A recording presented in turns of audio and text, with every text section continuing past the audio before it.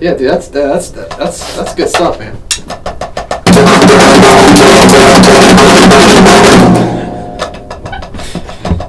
I like now I've gone blind where my glasses is. What are you doing over there? Nothing, Jim. What is that? Is it like this? Don't you go like this? Isn't that how you do it? Isn't that the mower technique? As long as you're waving? It's terrible. It's terrible. Oh, we're recording, aren't we? Hey! Sorry. This is what we do at Progressive Music Center behind the closed doors there when no students are around. So, hey, I'm Billy. This is Chuck Barchuck. We're here at Progressive Music Center, and you're not.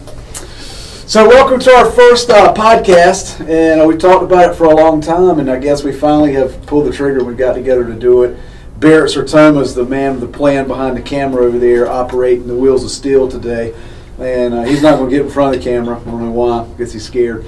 But so I'm not even going to get into the history of Progressive and all that good stuff. I'm just jump right into the podcast, and so we'll just dive right in, man. And nothing fancy here. I don't think podcasts really need to be all that fancy, right, Barjock? No, not at all. I don't think so either. But basically, the way our podcasts are going to work, I guess, is we're just going to have kind of one general overall question and theme, and kind of talk about it and see where it goes from there and see what happens. And today, we've already kind of been discussing a little bit. Progressive started 26 years ago. A fateful day. This month, you know, and we may actually be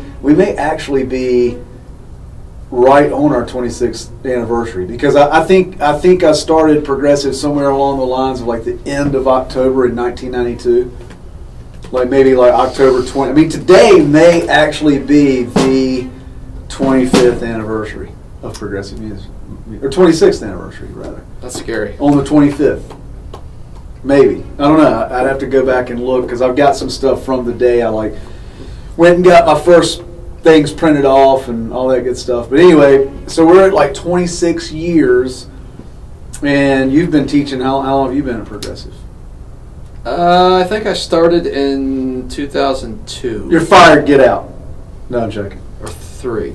2002 or 3. Okay. I think 2. So you've been here a long time. A lot longer than I thought I was going to be. Join the club, Barchuck. Join the club. That same feeling sometimes. 26 years. Because actually, I still have timesheets from 2004. Yeah. Where we had to write. Well, yeah. Back in the ancient days, we had to get out the pencil. Like calligraphy and kids today don't know what that is. No. So yeah, I think 2002. I think. So a good long time. That's when 2002 is when we moved over to. We had just moved over to the Oak Park location. Yep. Right? See, I still remember. Yeah, I was actually still at WRAL and getting ready to come out of that job. The camera guy. You were the camera guy there. Yep. Videographer, right? Yep. And that was, what was your official title? Photojournalist. Photojournalist? Man, can you spell that? Yeah, of course. PHOTO. No, wrong. Photojournalist starts with the F. Everybody knows that. Oh. Photojournalist. Oh yeah. I get those two confused. Man, the English Good language. thing you're a drum teacher. Good thing you're a drum teacher. Oh, I know. So since 2002, so I guess what we were talking about, since 2002, all the changes that have happened. I mean, I can tell you pretty drastic changes since 1992, right? I mean, this would have been unheard of in 1992. If I would have looked at you in 1992, 93 and said, hey, we're doing a podcast, people would have been like, what? Actually, I'm not even really sure what a podcast is now. I don't either. But actually, I think this would be considered more of a vlog, right? This would be a vlog. Okay, now I understand that better. Vlog, yeah, I think. But so many things have changed. I mean, the landscape has obviously changed. Music is distributed differently. I mean, I think in 1992, we still got, I mean, of course, we had Blockbuster video, right? Remember when we used to have to rent a movie on an actual physical tape, you know? But I think we still had some record stores. I think Tower Records or something was still around. We had record stores. We'd go in there and get our music, and But all that's changed, right? But I think, one of the biggest things we talked about is, man, how the teaching landscape has changed. And, is that, and I guess the broader question would be, is it because, obviously information is at your fingertips. So if a student wants to learn. Yeah, we're no longer masters or keepers of knowledge, at least musical knowledge in this case. They can go, yeah, check, I don't think so. I'm going to let me go to YouTube or the vast. Do you find that? Do you find students question sometimes, that like they question you and look it up on YouTube, or like? Well, students today, I think, we talked about this instant gratification. I mean, the goal, since everything is so fast-paced and technology makes it so, is people want to get. Hey, hang on a second, Chuck. I'm gonna actually watch this podcast. I don't have to listen to you. Oh, okay.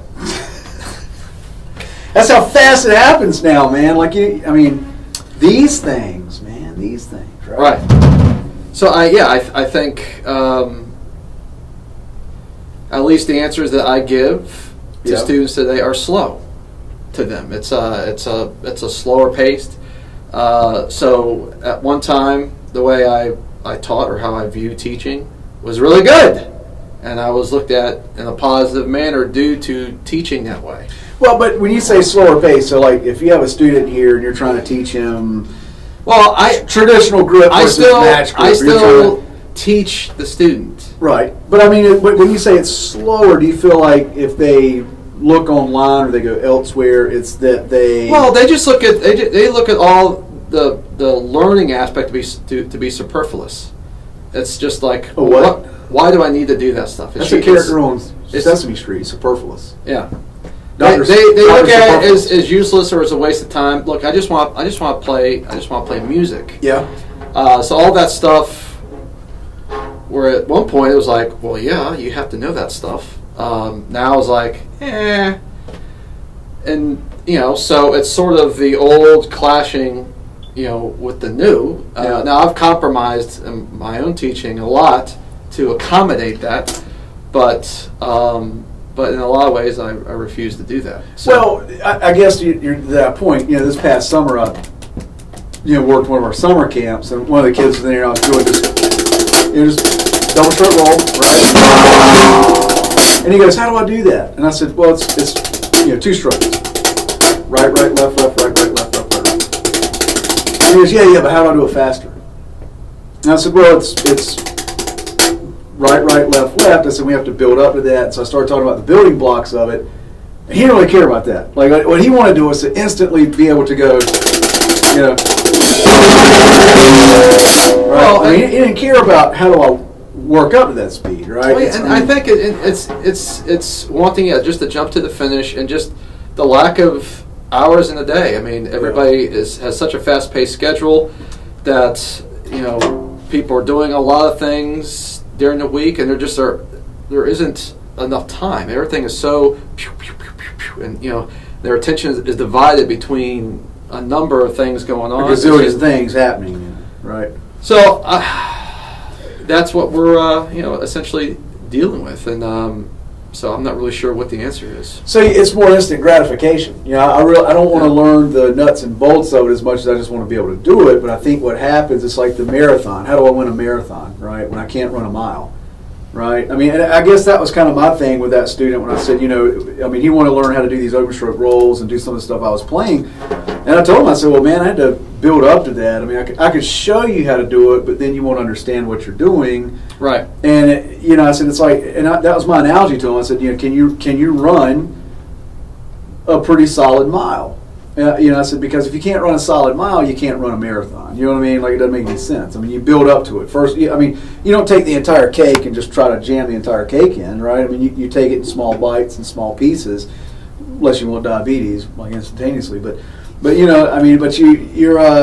you're trying to build up to that, and I think that was kind of the thing he was missing. Is it was disconnected there? Is that, well, I should just be able to do this now. Like, I should just be able to just. Well, no, and that's what I see a lot. If a student can't seem to do something really well immediately, you'll get this sort of breakdown where they go, okay, well, if I can't do it, amazing right away, then I have no interest in doing it. They just throw in the towel. I'm done. And there's no stick-to-itiveness. Is that what you're saying? Well, yeah, and just not seeing the value and why you're having to take these steps to learn all these things. Because music has become more about something you watch as opposed to something you listen to, or you do. Well, right. I mean, and now a lot of times a musician will just bring in their laptop and press a button, or you'll see a bunch of people dancing on stage, but there's no band. Or if they are, they're props, right? And their amps aren't plugged in, and they're just. Well, I mean, look at the top 10 list in Billboard magazine. It's all rap guys. There's very few bands in there. There's like 21 Pilots, I think. I looked at it the other day, and it was very few. I mean, the top 5 spots were filled up with rap artists. And I'm not disparaging rap artists. I watched the American Music Awards, and they had Post Malone played with Aerosmith. Right. And man, I was really blown away that Post Malone he picked up a guitar and played guitar along with Aerosmith, and he was really good. He was actually a very good guitar player, and I was like, man, that's great. I mean, and he sang, and they did. He played a couple of Aerosmith songs with him. But you would never know it, if you listen to his normal work as Post Malone, the hip hop rap guy.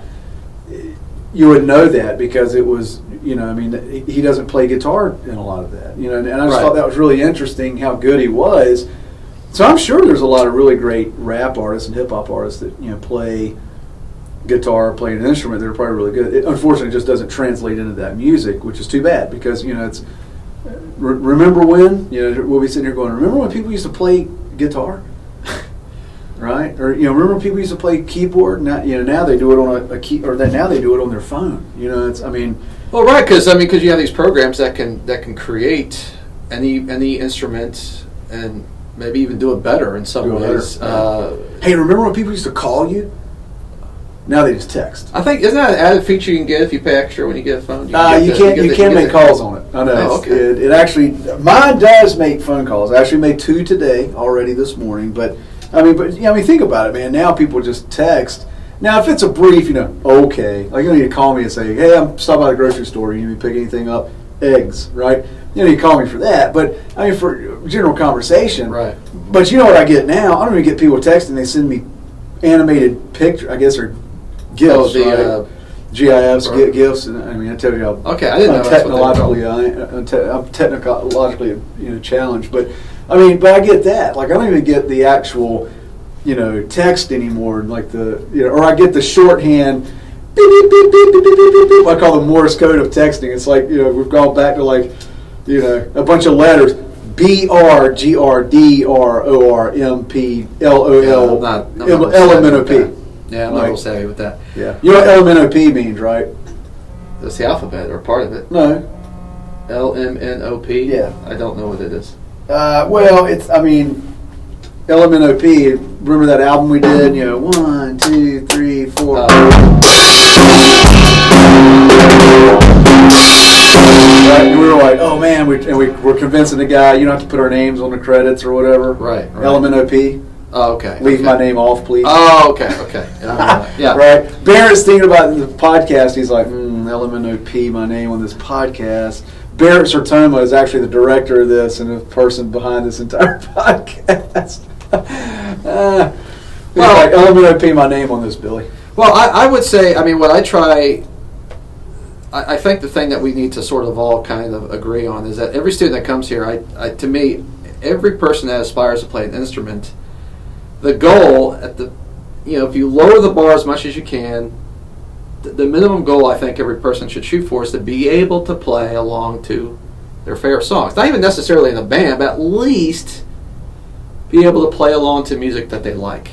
And the thing is that I consider it to be the minimum standard where it's worth. So the original topic, the original question, I guess, of this particular podcast was, do you feel like the franchise programs that are coming along now? Okay, when I started, there was no franchise music school. Guitar Center really didn't exist. They were West Coast based and maybe had 2 stores, but there wasn't a franchise music curriculum. Everybody had their own music school. You had a local community based music school.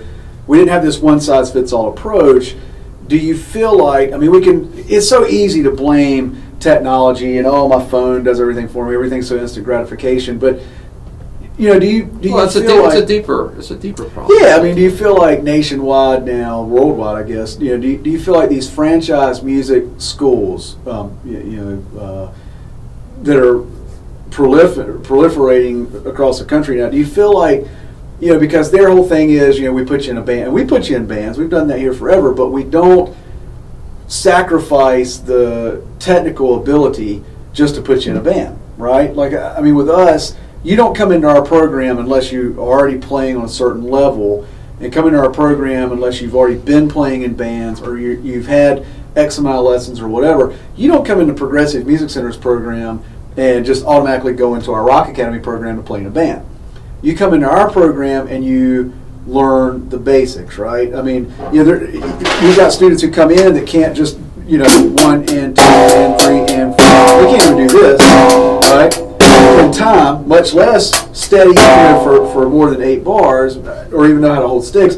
But yet, I know there are, some, there are probably some schools out there that will just go ahead and put them in a band, get them playing. And to me, it's almost sacrificing the technical ability just to get them up. And I understand the concept behind that is that instant gratification, we want them to understand what they're doing.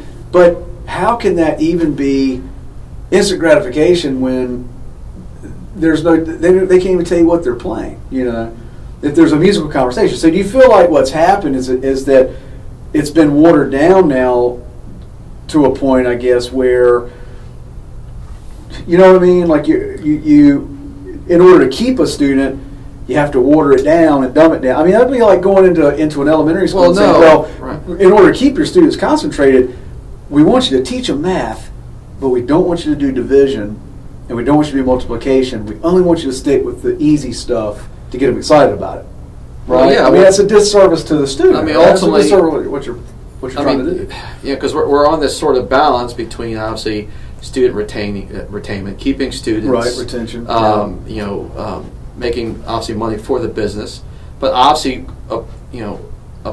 having a quality product. I mean, there has to be a reason why people are paying to come take lessons in person versus YouTube, which is free, right? Or any other platform that's easily accessible and free.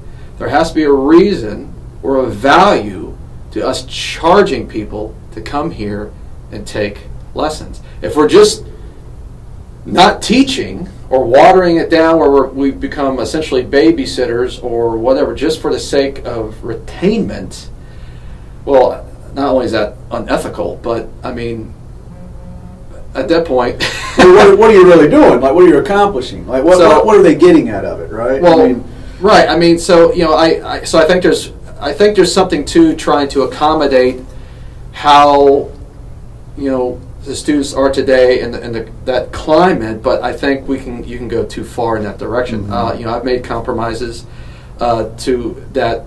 I can't teach the way I was taught. That wouldn't work. I still believe that's the best way, even now, but it wouldn't work. Well, I had a conversation the other day with a parent, and she was saying that her son was having a really hard time with the guitar, and that he didn't really want to practice his scales and chords, but he wasn't really getting anywhere. And I said, well, if he doesn't practice his scales and chords, then he's going to continue to have a hard time because, I mean, he obviously doesn't remember where they are. It's just by memory he needs to remember. But she was asking is, could I, and this isn't just her, I'm not singling this one person out because I've heard it from multiple people over the past 5 or 6 years. Is there a shortcut, an easier way? And I said no, because, I mean, there may be a different way of teaching that same material. It might be, okay, like the color red, right? Well, that's not really red, it's Corvette red. Well, it looks red to me. Well, that's actually Crayola red. Okay, what is this? Well, there might be a different way of describing it, but in theory and technically it's red, right? That's in the red spectrum. It's not blue, it's not green.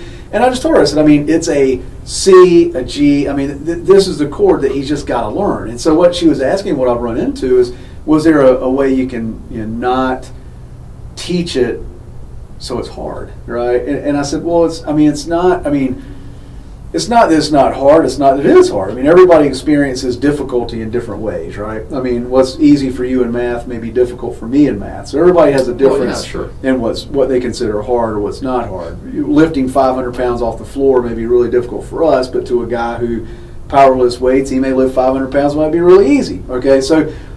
But what I was trying to explain to her is unfortunately, music theory is music theory, right? And if you really want to understand it and be able to talk that language, it'd be like me going in and saying, well, I want to learn Mandarin, but I want you to give me a shortcut, the Cliff's Notes on it, but I want to be able to speak it fluently.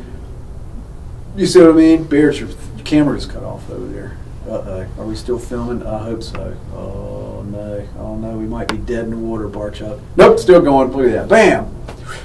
Thought we just wasted 20 minutes.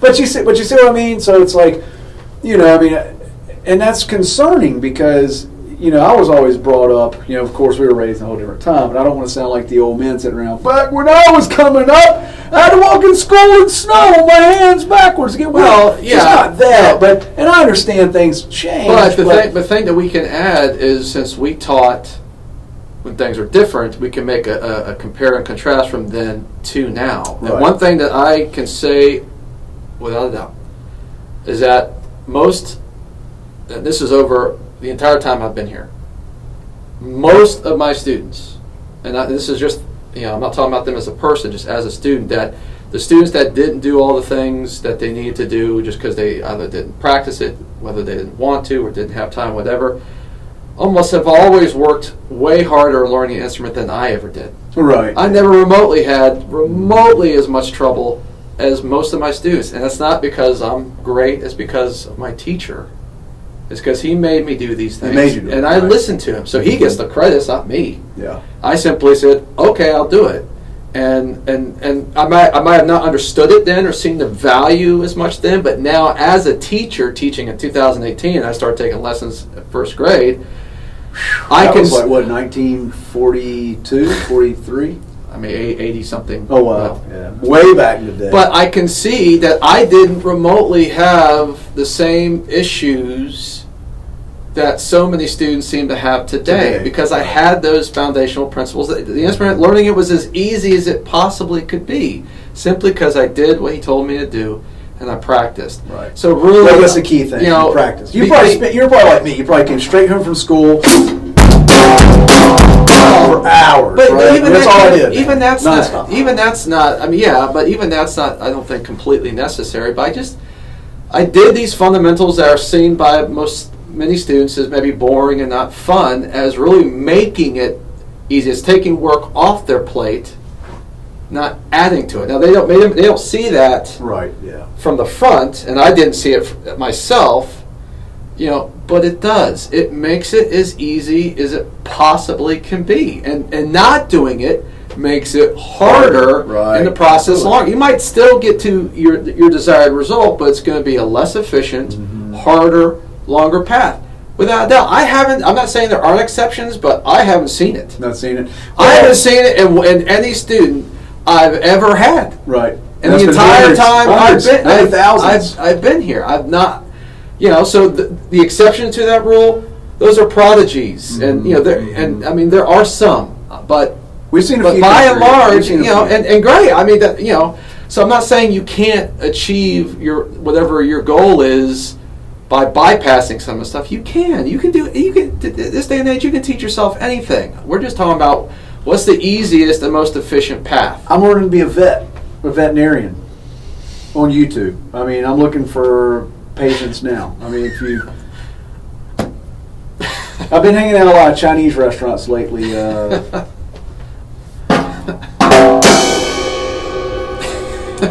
But no, I understand. Yeah, you're right. I mean, you can't. Again, it goes back to the top of the podcast. But I see it now after teaching so long. I see the value of it now. And I try to get that value across to students, and I'd say most don't necessarily see it. Again, I didn't see it then either, but I still did it. And is Hudson in school yet? Is he in kindergarten? No, not till next year. Okay, so when Hudson goes, Chuck has a little boy, Hudson, and starting kindergarten next year, as you just said. But my daughter, she's in 5th grade, and I've been volunteering in my daughter's school from 1st grade all the way through to present. So I'm in her school a lot. I was in there this morning. We got a Halloween event tomorrow at her school, and I was in there this morning helping plan for that. I'm cooking hot dogs tomorrow. Nice. Hot dog chef. But so we're doing like a little Halloween thing, so I'm in charge of the hot dogs and all that. But anyway, we're in there this morning, and I saw a common scenario play out this morning that I have seen on multiple occasions in that school because I volunteer. So I volunteer in the classroom, I volunteer for field trips, things like that. But I have seen it play out in her school, and this is a big difference I'm seeing in the schools as well. There was a parent, and she was not talking to the teacher, she was talking to the assistant principal. And as we're having our meeting in the office, I could hear it going on. It was very hard not to hear because the lady was pretty upset. But she was blaming the teacher. All the blame was on the teacher. It was the teacher's fault the child wasn't performing. It was the teacher's fault the child wasn't there on time. It was the teacher's fault the child didn't, do a reading assignment. Teacher's fault the child didn't turn this in. And there was a lot of blame placed on the teacher. And I see that a lot in the classroom there, that all of the responsibility on the parent and the people I've experienced that. has now been pushed off to a third party. It's now the teacher. And I've seen that here. I've seen the same thing here. Things I used to be praised for, I'm now you're vilified for it. Right. And it's like, why? And so hammered. Yeah, and I guess that's my last question, or the last topic I really had for this particular podcast episode is, is it that you've seen a disconnect as well, a greater disconnect? Because I think there's always been a disconnect from the paying party, which is the parent or the student. Sometimes the student, because it's not, a student may be an adult student, they pay for their own lessons.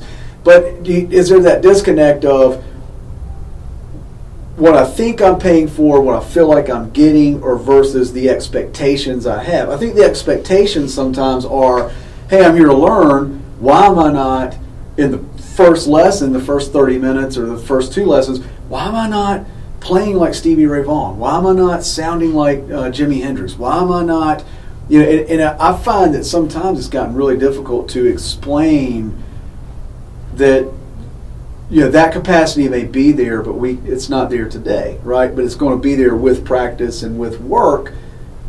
But it's almost like people want to hear that, and that's what's really concerning. And not just in our shop. I hear this. I consult with studio owners all over the country, right?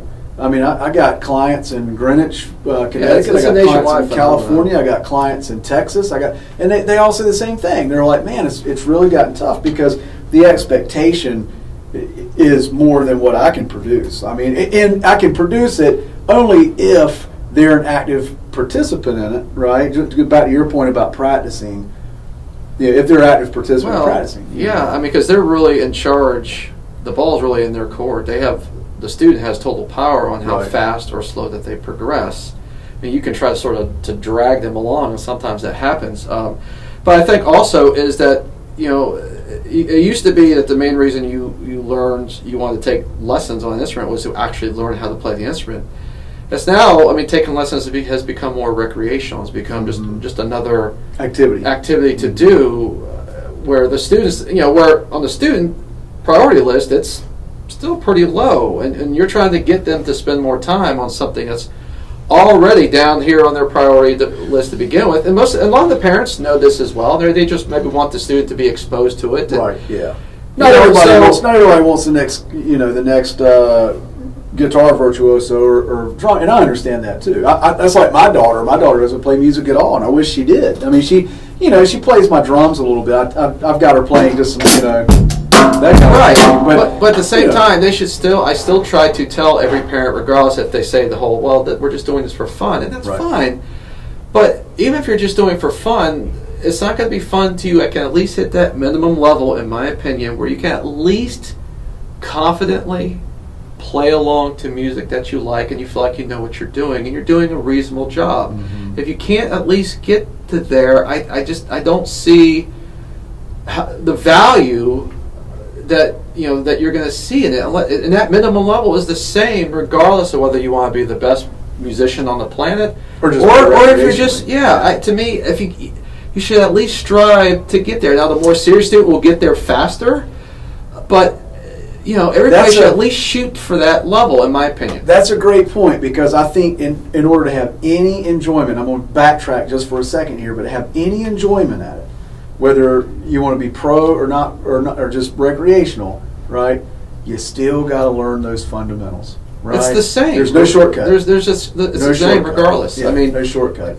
So if you don't get there, you will. I don't think you will quit the instrument. In my opinion, yeah. If you don't at least get there, which is sad, because music is push-ups for the brain, man. I mean, music is so beneficial. I preach that all the time. So whether you play recreationally or you want to play professionally, right? I play recreationally now. I don't tour the band anymore. I don't get out and play like I'd like to, but I have other obligations now. So but I still play. I still come in the shop. I still get back here and I still play away. I get my books out. I still stay sharp with it. I'm certainly my chops aren't anything near what they used to be, but I still enjoy it. And that's recreational for me. But I still know there's got to be foundational things, and I think that's so important. So. But it's so good for you. Any age, any body, whether you're 22 or 42, 62, 102, music is good for you, right? It's good. It's good Absolutely. for the brain. And the wonderful thing about it is you can do it your whole life, and you don't have to do it professionally to get. I mean, most of my friends who are amazing musicians are just as good as anybody. Are they better than you? Some of them are, yeah, of course. None of my friends are but a lot of them I'm better than have all my regular friends. jobs, Everything. but they still play on the side for fun and even make additional money. So that's the great value of it, is you don't have to make it your career. No, yeah, you don't. But it's tough. I want to be a YouTube star. I think when I grow up, I've decided. What does that entail exactly? I don't know. I have no clue. But I've heard about it. I read about it. Okay. Yeah, I read about it, and I've seen some YouTube stars. My daughter's 11, man. I'm starting to see these kind of things. It's a whole new world for me, man. Yeah, Total exposure. Or an Instagram. I may be an Instagram star. I don't know. Yeah, I've never even used it. I'm working on it. Okay. Instagram? Insta? You're not an Insta user? No, I don't use social media at all. I'm not. You're not social? No Facebook, no Instagram, no. What else is there? Twitter. I don't even know what that is. Plotting. I don't do Twitter at all. I can't get into it. Yeah, I just want kids to see that the things that we have them do, though maybe they're not as fun initially, really make the process really as quick and easy as it can be. Though it might not seem that way, it really does. So that's really all I can say. Well, I think the takeaway from this episode is that the expectations, I think, have to probably be realistically, or try to be realistic. Well, yeah, try to accommodate every student individually. We try to do that, and I think that's important. There is no one size fits all approach, and I think it's. No, there isn't. I think everybody's. They learn different. You got your audio learners, you got your visual learners. And I think that's the biggest thing, is that there is no. Well, and that's why we've had kids like they'll maybe go from one teacher to another. I've had some of Dex's students that where he's like, Chuck, there's a disconnect here, and vice versa, where maybe I had a student where just the way I was doing it didn't work perfectly, but we went to Barrett or Dex or somebody else, and they're like, oh, this is a much better fit, and that's often a lot of times it's something as simple as that. That fixes the issue. Minor tweak. So, hey man, well I think we've come to about the end of the road here for this episode. I'm going to play us out, and join me next week when I have another special guest. It probably won't be Barchuck. He wasn't very good, so we'll probably just get somebody else. But I'm going to play us out with a little diddly here, and all right. Goes a little something Billy, like give me a beat. 1, 2, 3, 4.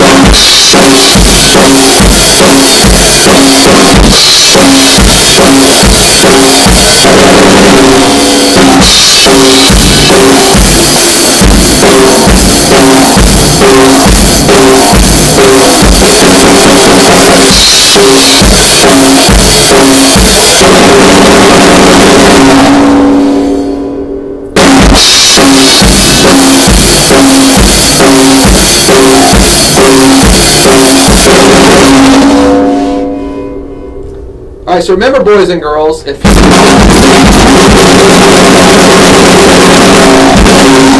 can't find Can't find 2, 3. I'm sorry, Chuck. Are you talking? No. Oh, okay. Did you have a thought you wanted to add to it? I forgot what. How are you doing this weekend?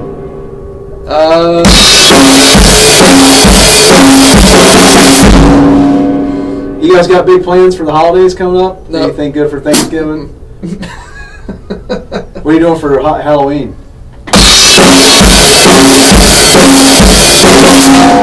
You know what I'm going as this Halloween? Glad I hear you. A drummer?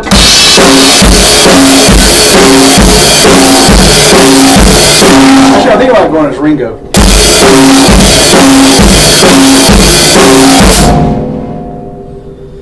All right, good luck with that.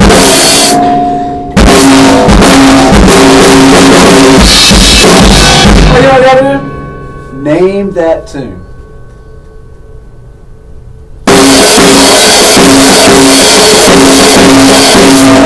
Rock and roll. Nope. Listen again. Black Dog? Or No, listen again.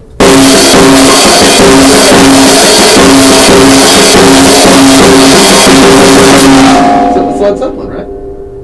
What? Is it not Led Zeppelin? No, dude, let's do it one more time.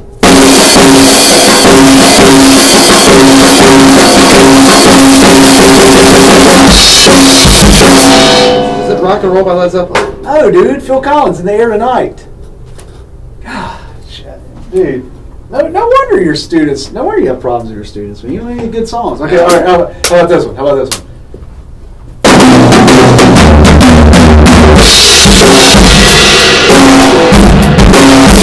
That's In the Air Tonight, Phil Collins. No, listen one more time.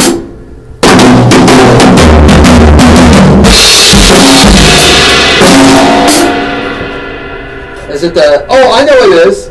Isn't it the Barney song? No. Led Zeppelin, Rock and Roll. Oh. Jeez. All right, well, that's close.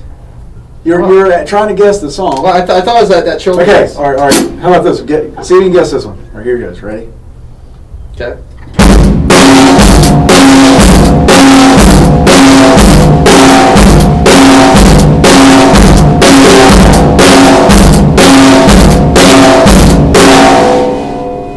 I have no idea what that is.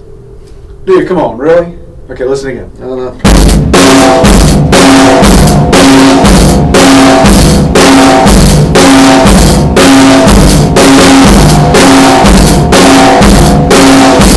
What was that? I don't know. I have no idea. Dude, come on, man. John Mellencamp, Hurt So Good? Oh, okay.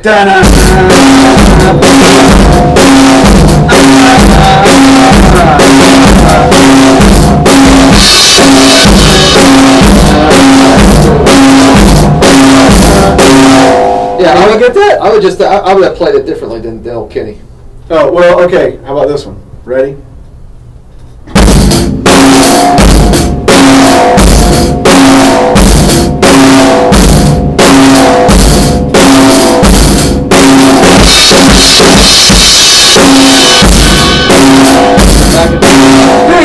Dude, you finally got one. Gosh, okay. Here's another one. This, you're definitely gonna get this one. Okay. Definitely gonna get this one. Ready? Okay.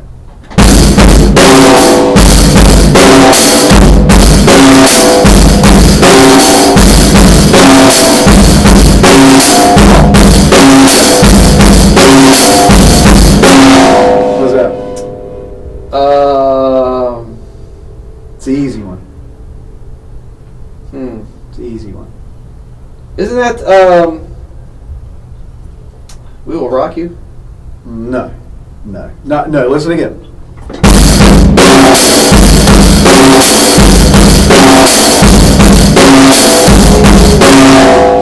No. We Will Rock You.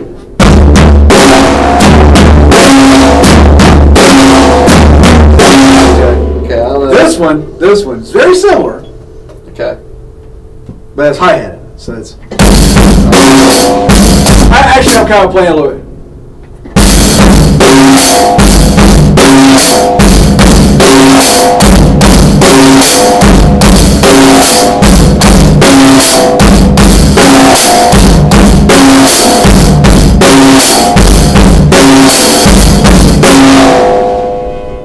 Petty. Tom Petty, yeah. Hey, Barrett! How'd you get that? How'd you know?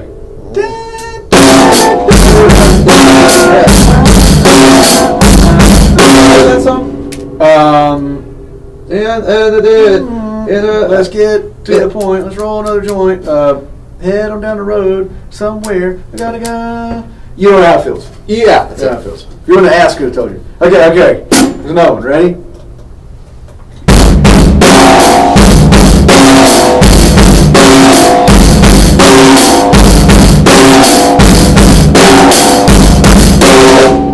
Well, there are a lot of songs like that. Oh, no, I'm sorry. I was thinking Steve Ferrone. Okay, one more. I'm going to give you one more. Here. I bet you will not get this one. Here, man. What? You're killing me. Let me. Oh, I forgot. You have sensitive ears. I forgot. Barchuk has really sensitive ears. My ears are already too far gone. I'm too far gone. Don't wait for me. Okay. Ready? All right, ready? Last one. You ready?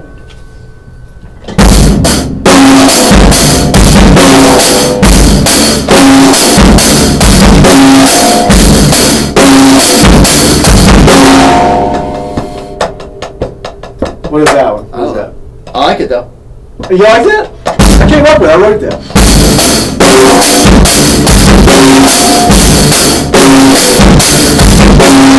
What is that one? What is that?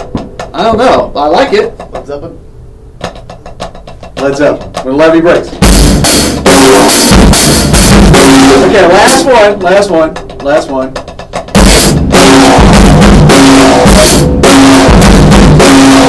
What? Aerosmith, Walk This Way. Nope. And Run DMC. Nope, wrong. No. No. No. Okay. Well. Juice Newton. Oh gosh. Big fan of Juice Newton, right? Wait. Now was that? Was that Rick did play. Oh, hey. Yeah. Speaking of Rick, man, you had surgery, right? He had open heart surgery. He had not open heart surgery. He had Rick had a abscess like in his chest, and they took it out. Like he just had major surgery. There's actually a GoFundMe page. He's raising money because it's a very expensive surgery. Rick, this is for you, buddy. Thanks so much for all you've done, man. Hope you're doing well. And thoughts go out to you, man. You and your family, and hope you're getting better and healing up, man. Rick Latham. For those of you who don't know, Rick was an East Carolina boy, actually. Yep. East Carolina University. Good Pirates. Yep. Also North Texas. North Texas State. That's right, man. That's right. And for his masters, right? Yep. And he's originally from right around our area here, and lives in L.A. now. He's actually between L.A. and Italy, I believe. He's been teaching in Italy quite a bit. But Rick wrote. Actually, one of his licks is one of my favorite licks. Which one is that? It's the I'd have to play it, but nah, we don't anyway, want to play. It's floor tom, You're not that good. 2 bass drum triplets, anyway, and then 4/16. Really? Yeah. Is it kind of like? Something like that. It's kind of like. No, honestly, I hate that stuff. Yeah, I hate that stuff. It's not that. No, I don't ever play that stuff. Well, I mean, you're not that good, but just saying. But anyway, this is for you, Rick, man. Thanks for all you do. Rick wrote 2 amazing books, Which I have. very good books, Yes, they are. and contemporary Advanced Funk Studies and contemporary Contemporary drum. The contemporary book's one of my favorites. I love that one. It's the blue cover. It's a yellow cover and a blue cover. Yep. Both are fantastic. Look up Rick Latham. He's been at the shop here before. Yep. Teaching and doing some master classes, and if you can get a lesson with Rick, go out there and get it. Okay, so thanks, Rick. Love you, man. Hope you're doing good. And if you get back NC anytime soon, stop by and see us. Chuck, anything you want to add? Okay, see you later, man. Great, good talking to you.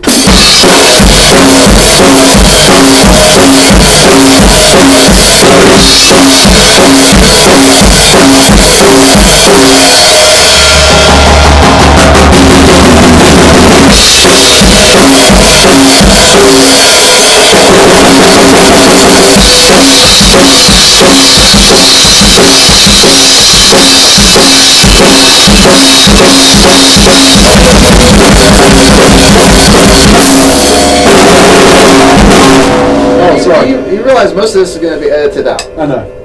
Okay. But Barrett gives him some food.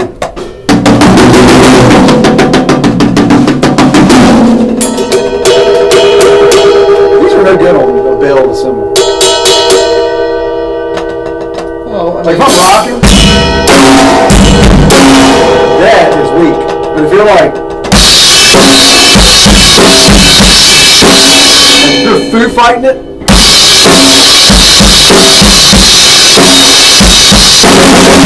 that's one thing. With this,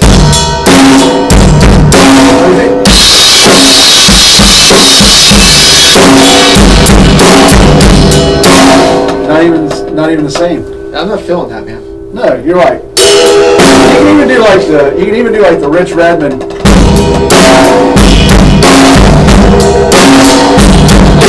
you really do like the faces with it, but it does. Yeah, I'm it's not not. gonna do that. It's not the same as.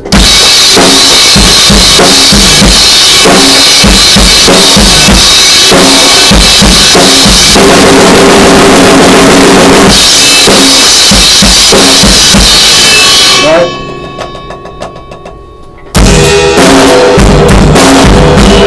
Not even there. You're useless. Useless. Good marketing gimmick though. Good sales stuff. You done? I guess. Are you done? Yeah, I'm done. Are you done, Barrett? Are you ready for us to be done? Okay, I'm done. I won't hang out with you guys anymore anyway. Ow! Oh.